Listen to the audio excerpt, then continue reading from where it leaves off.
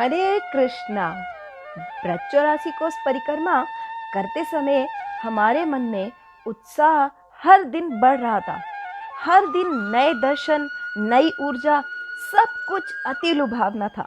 यह यात्रा हमें हर दिन भगवान श्री कृष्ण और श्रीमती राधा रानी से और अधिक जोड़ती जा रही थी। सच बताऊं तो इन स्थानों पर दर्शन करते करते हम ये भूल ही गए कि हम एक यात्रा कर रहे हैं। ऐसा लगता था जैसे कि हम जहाँ भी जा रहे हैं वहीं हमारे परम प्रिय कान्हा जी और श्री जी वहीं उपस्थित हैं। आज तक हमारी 3 दिन की यात्रा हो चुकी थी। आज यात्रा का चौथा दिन शुरू होने जा रहा था। आज हमारे पास दर्शनों के लिए अधिक स्थान थे और समय कम, इसीलिए अधिक उत्साह और ऊर्जा की आवश्यकता थी। और वो हमें भगवान श्री कृष्ण और श्रीमती राधा रानी ने दी भी। आज हम जाने वाले थे श्री गिरिराज जी की तलहटी पर स्थित कुछ स्थानों पर, जो कि गिरिराज की परिक्रमा करते समय आते हैं, जैसे कि राधा कुंड, कुसुम सरोवर, पुचरी का लोटा इत्यादि। सबसे पहले हमने दर्शन किया साक्षात liquid form of Shrimati Radha Rani का, यानी कि श्री राधा कुंड का। कहते हैं कि यह कुंड साक्षात श्रीमती राधा रानी और इसके साथ श्याम कुंड का भी हमने दर्शन किया। कहते हैं कि यह कुंड साक्षात श्रीमती राधा रानी है और इसके साथ ही श्याम कुंड का भी हमने दर्शन किया, जो कि भगवान श्री कृष्ण का लिक्विड फॉर्म है। इसके बारे में हमें कथा बताई गई कि 4800 साल पहले राजा वज्रनाभ ने इसको खुदाई करके प्रकट किया। राधा कुंड और श्याम कुंड को एक सुंदर घाट का रूप दिया। कहते हैं कि कंस ने जब अरिष्टासुर नामक राक्षस को भेजा तो वो एक बैल के रूप में आया, तो भगवान श्री कृष्ण ने उसको उठाकर पटक कर मार दिया। सभी मित्रों ने यह दृश्य देखा, परंतु गोपियां कहने लगी कि कान्हा, तुमने एक बैल को मारकर घोर पाप किया है, यानी कि एक गौ हत्या की है। तभी राधा रानी को प्रसन्न करने के लिए भगवान श्री कृष्ण ने अपने पैर के अंगूठे से जमीन को खोदा और सभी तीर्थों के जल का आवाहन किया। तभी से श्याम कुंड का निर्माण हुआ और उसमें स्नान करके उन्होंने कहा, देखो मैं पवित्र हो गया। तब भगवान श्री कृष्ण राधा रानी को चिढ़ाने लगे। तभी राधा रानी ने अपनी चूड़ी उतार कर एक गड्ढा खोदना शुरू कर दिया और राधा कुंड को बनाया। और तभी भगवान श्री कृष्ण ने अपने कुंड से राधा कुंड को भर दिया। अब हम पहुंच चुके थे कुसुम सरोवर। कुसुम सरोवर गोवर्धन के परिक्रमा मार्ग में स्थित एक रमणीक स्थान है। ऐसी मान्यता है कि एक समय की बात है कि एक दिन श्रीमती राधा रानी यहाँ कुसुम बाग में फूल चुन रही थी, जो कि अपनी सखियों के साथ आई थी। और भगवान श्याम सुंदर एक माली की तरह जोर जोर से चिल्लाने लगे कि कौन है जो फूल तोड़ रहा है। तभी सभी की सभी सखियां डर के मारे भाग गई, परंतु श्रीमती राधा रानी के वस्त्र वहां झाड़ियों में फंस गए, तो वो भाग नहीं पाई और उनके हाथ से कुछ फूल भी नीचे गिर गए। उसी समय श्याम सुंदर ने वहां आकर श्रीमती राधा रानी के वस्त्रों को झाड़ियों से छुड़वाया और जो फूल गिर गए थे उनको उठाया। तब राधा रानी कहने लगी कि प्रिय, यह गिरे हुए फूल पूजा के लिए ठीक नहीं, इनका क्या काम। तभी श्याम सुंदर ने उन फूलों को इसी सरोवर में धोया और कहने लगे, ये अब पवित्र हो चुके हैं। और इतना कहते ही उन्होंने श्रीमती राधा रानी के बालों में ये फूल सजा दिए। उन्होंने कहा कि यह सरोवर अब से कुसुम सरोवर नाम से जाना जाएगा। अब हमारा अगला पड़ाव था नारद तपोस्थली। यत्रैव नारदो नित्यं स्नानं कृत्वा तपश्चरन्। यतो नारद कुंडाख्यम सर्वे ही फलदायकम। यह आदि पुराण में कहा गया है कि जो भी इस कुंड में स्नान करता है उसे तप का फल प्राप्त होता है।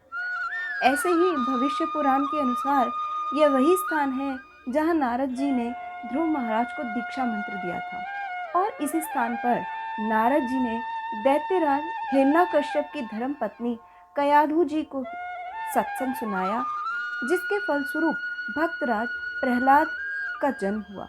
यही नारद जी ने भक्ति सूत्र नामक ग्रंथ की रचना भी की और नारद जी ने निम्बारकाचार्य जी को गोपाल मंत्र राज की भी दीक्षा यहीं दी। यह स्थान अति सुंदर और रमणीक था।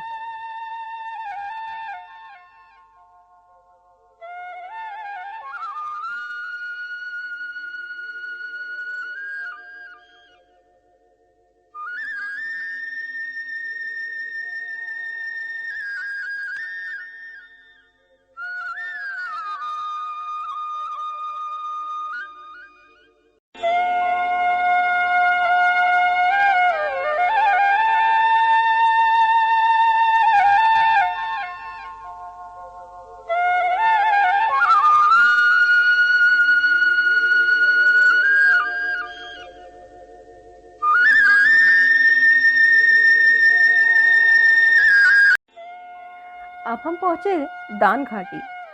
मथुरा अलवर रोड पर यह मंदिर स्थित है, जो कि भक्तों की मन्नतों का दरबार है। यह भगवान श्री कृष्ण की अति सुंदर लीला से जुड़ा है। बताया जाता है कि जब गोपियां मथुरा में कंस का कर चुकाने के लिए माखन लेकर जाती थी, तो वो इसी रास्ते से होकर जाया करती थी। कन्हैया इसी स्थली पर ग्वाल बालों के संग माखन और दही का दान गोपियों से लेते थे।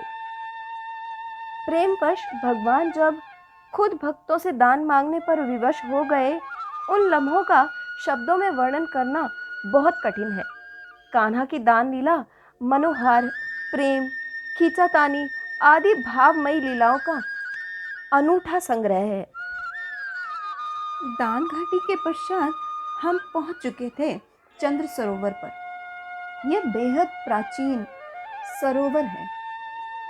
यह स्थान अन्योर गांव से 2 किलोमीटर दूर है।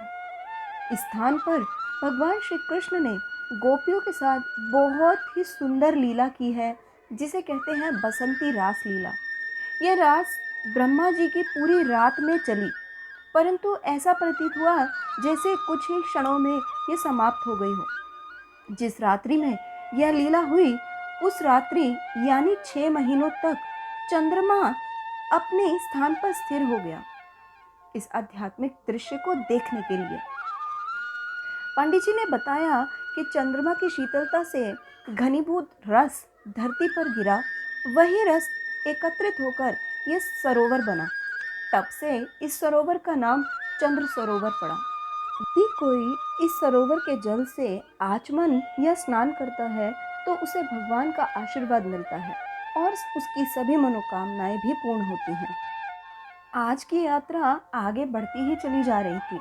अब हम पहुंच चुके थे गोविंद कुंड पर। यहाँ बताया गया कि गोविंद गोपाल भगवान श्री कृष्ण की अभिषेक की पावन पुनीत स्थली है। गोविंद कुंड पौराणिक कथा के अनुसार गिरिराज गोवर्धन की पूजा से जब इंद्र कुपित होकर ऐसी भीषण वर्षा करने लगे, तब ब्रज डूबने लगा और तब बाल कृष्ण ने गिरिराज पर्वत को उठाकर ब्रज को बचाया। पराजित होकर इंद्र श्री कृष्ण की शरण में आए और कामधेनु के दूध से श्री कृष्ण का अभिषेक किया। गोदूध से यह स्थल एक कुंड के रूप में हो गया और गोविंद कुंड के नाम से प्रसिद्ध हुआ। यहाँ गोस्वामी विठल नाथ जी की बैठक तथा गोखुर वंशी आदि चिन्हों से अंकित गिरी शिलाएं भी हैं। इसके पश्चात हम पहुँचे पूछरी का लोटा। कई वैष्णवों का मानना है कि इस स्थान का नाम पुखरी है, क्योंकि गिरिराज जी गाय का एक रूप है, जिसका सिर मानसी गंगा में है, मुख सुंदरशिला जतिपुरा में है और पूंछ पूछरी का लोटा में है। पूछरी का लोटा भी हनुमान भक्तों के द्वारा पूजित है। लोटा बाबा हनुमान का अवतार कहा जाता है। लोटा बाबा आज भी पूरे जीवन भर से प्रभु का इंतजार करते रहे हैं। हनुमाना के रूप में लोटा बाबा आज भी भगवान की प्रतीक्षा कर रहे हैं। हमारा अगला पड़ाव था शाम ढाक।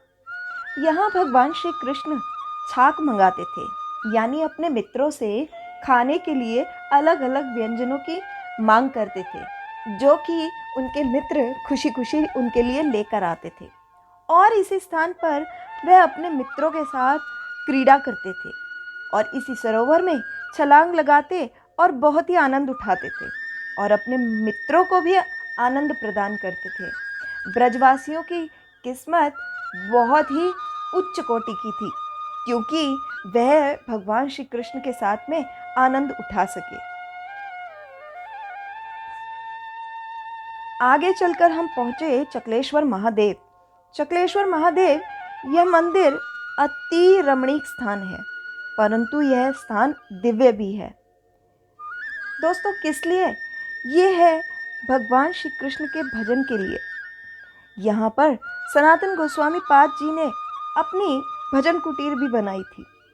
यही वह बैठक है जहाँ वह भजन करते थे। गोवर्धन जी को जब भगवान श्री कृष्ण ने उठाया, तब शिव जी जो संकर्षण के उपासक हैं, उन्होंने संकर्षण की पूजा की और भगवान ने ब्रजवासियों को इंद्र की भीषण वर्षा से बचाने के लिए अपने चक्र को भेजा।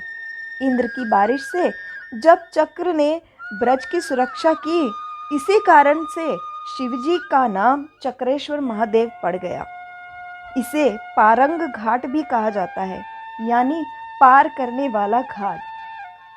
यह घाट पारंग घाट इसलिए कहते हैं क्योंकि एक बार भगवान श्री कृष्ण एक टूटी फूटी नाव के पास बैठे थे और गोपियों ने कहा कि हमें ये गंगा जी जो है, इसे हमें पार करा दीजिए। तब उस समय मानसी गंगा का रूप बहुत बड़ा हुआ करता था। तब भगवान श्री कृष्ण ने कहा कि मेरी नाव तो टूटी हुई है, मैं आपको कैसे पार कराऊं? परंतु गोपियों के आग्रह करने पर भगवान श्री कृष्ण मान गए और उन्होंने गोपियों को अपने नाव में बिठा लिया। जब गोपियां बैठ गई, तो जब बीच रास्ते में आ गए, तब भगवान श्री कृष्ण ने नाव को हिलाना शुरू कर दिया। भगवान श्री कृष्ण गोपियों से कहने लगे कि जो सामान तुम्हारे पास है वो बहुत भारी है, जिससे मेरी नाव डूब जाएगी। देखो, नाव में पानी भरने लगा है। ऐसा कहकर गोपियों से उनका सामान यानी दूध दही जो उनके पास था, वह गंगा जल में डलवा दिया। उसके पश्चात भगवान श्री कृष्ण कुछ आगे बढ़े तो कहने लगे कि अब नाव फिर से पानी भरने लगी है, अब आपको अपने गहने भी उतार कर फेंकने पड़ेंगे, क्योंकि ये गहने तुम्हारे बहुत भारी हैं। गोपियों ने ऐसा ही किया। भगवान श्री कृष्ण गोपियों को चिढ़ाकर उनके साथ आनंद उठा रहे थे। इसी प्रकार उन्होंने कहते कहते इस गंगा जी को गोपियों को पार करवाया, इसीलिए इसे पारंग घाट भी कहा जाता है। आगे चलते चलते अब हम पहुंच चुके थे मुखारविंद। यह मंदिर जतिपुरा जैसे छोटे शहर में स्थित है।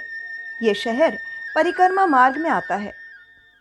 इसका पहला दरवाजा भगवान श्री कृष्ण की भव्य लीला को दर्शाता है, जो कि गोवर्धन पर्वत की लीला है। यहाँ मुख का अर्थ चेहरा है और अरविंद का अर्थ कमल का फूल, अर्थात यह मंदिर भगवान गिरिराज को समर्पित है। दूसरे गोवर्धन मंदिरों की तरह यहाँ पर स्थित विग्रह को दो शिला में विभाजित किया गया है, जिसका एक भाग भगवान गिरिराज का मुकुट है और दूसरा भाग उनके कमल रूपी मुख का है। इसलिए मुकुट मुखारविंद मंदिर इसे कहते हैं।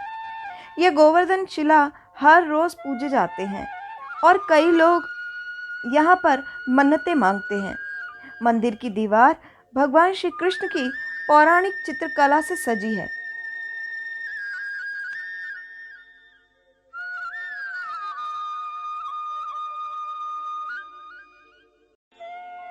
अब हम पहुंच चुके थे अपने आखिरी पड़ाव पर, यानी हम पहुंच गए थे मानसी गंगा। यह स्थान अति रमणीक और आध्यात्मिक स्थान है जो कि माँ गंगा से अभिन्न है। यह कुंड या लेक उतने ही पवित्र है जितने की गंगा मैया। यह गोवर्धन परिक्रमा का महत्वपूर्ण हिस्सा है।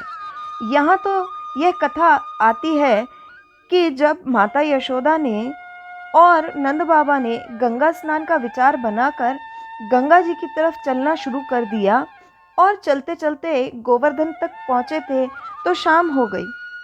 तो नंद बाबा ने यहीं पर सभी से रुकने को कहा।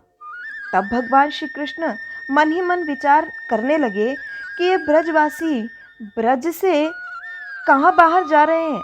सभी तीर्थ तो इसी ब्रज में उपस्थित हैं, तो मुझे कुछ उपाय सोचना पड़ेगा। तब भगवान श्री कृष्ण के ऐसे विचार मन में आने के कारण उनके मन से यह गंगा जी प्रकट हुई। तभी से इसका नाम गंगा यानी मानसी गंगा पड़ गया, जो कि गिरिराज जी की तलहटी में उपस्थित है। Hare Krishna. Thank you for watching all the devotees. Please support, share and like this video. Hare Krishna.